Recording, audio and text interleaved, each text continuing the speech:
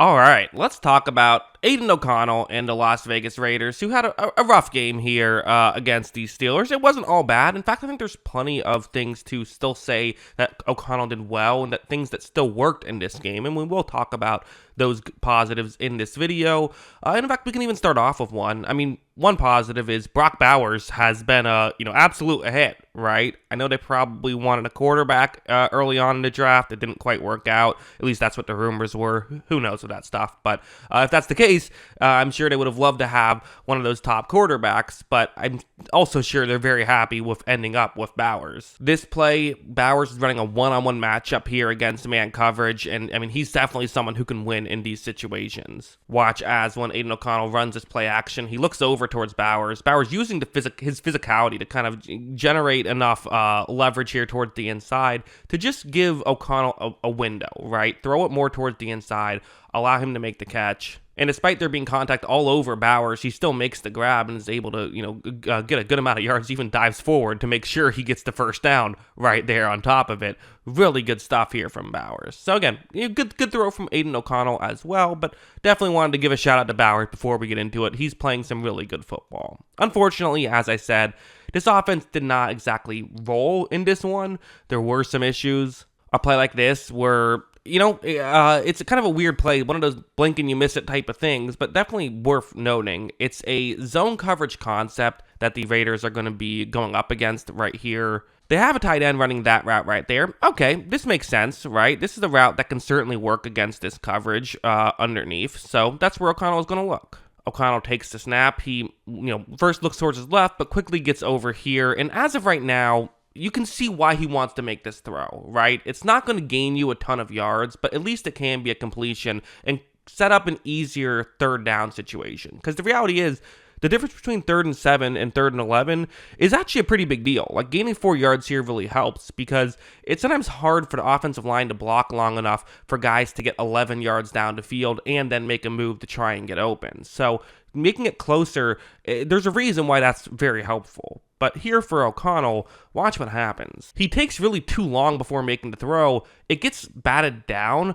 I think that was a good thing. I think he has to be happy that defensive lineman knocked that one away, because had that not happened, that might have been intercepted. If you're going to make that throw, you have to get it there quickly. He didn't do that, and not only did it hurt because, it could have been intercepted, but also waiting too long to throw right there, it gives the Steelers defensive linemen enough time to know to get their hands up and bat it away. So, again, it's these young player mistakes, but these are mistakes you have to fix. This play is another example where first thing that has to be mentioned is that this is garbage time at this point. I mean, the Steelers are currently up 32-13.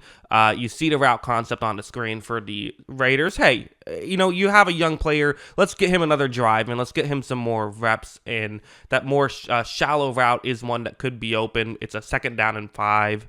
O'Connell is going to take the snap right here. He looks underneath, and I mean, yeah, this is one that you think, as of right now, appears to be open. But here's just the issue: is really if you're making this throw, ideally the ball should already be in the direction of this right now. Instead, again, he waits a bit too long and doesn't put really any mustard on that. Right? It takes a long time for it to get there, despite not being that far away. Part of what one of the knocks on O'Connell coming out of the draft is he's not known for his arm talent. It's good enough to play in the NFL, but it's not like he certainly isn't Josh Allen, right? So because of that, it ends up just hanging up too long. That was very close to being a pick 6. So again, wouldn't have mattered game-wise. The game was over, but still a mistake. And you're not trying to throw pick 6s right there, right? So definitely a play that he has to clean up.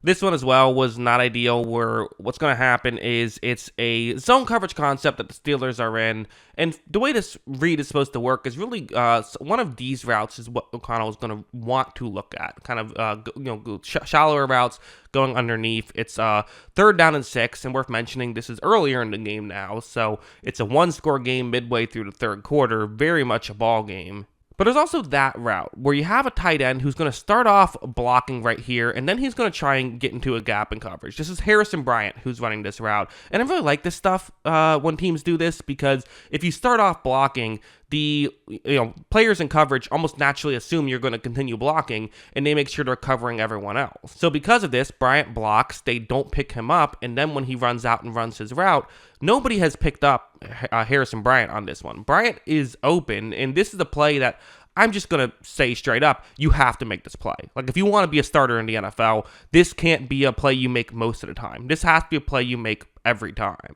But this throw is just off. It's just a bit too high. Still could have been caught. For sure, it still could have been caught.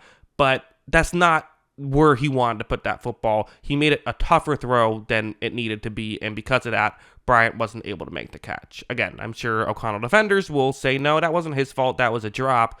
But it wouldn't have been a drop had it been where you wanted the ball to be. So, that wasn't good. As I said, there were some positives with O'Connell. Like, every now and then he'll make one of those throws that makes you say, oh, this is why he's a starter. Like, it is interesting where he has a bit of inconsistency in his game, but that goes both ways. There are positives that you see. I mean, this play was great. It's a little bit late in the game, but still not over. You're down 15 points, but 18 minutes left. If you can score a touchdown here, it's now a one-score game. So definitely you still have a chance with plenty of time left. You see this route right here. It could be underneath the defensive back further deep, but maybe far enough past the first player that it could get open. O'Connell is going to take the snap. He looks in that direction, fires in that direction, does a good job of using his eyes to try and get players out of position. Didn't really work too well, though. It's just not that open. I mean, it was not the worst decision in the world, down 15 points. You got to make a play, but this doesn't seem to be a great situation.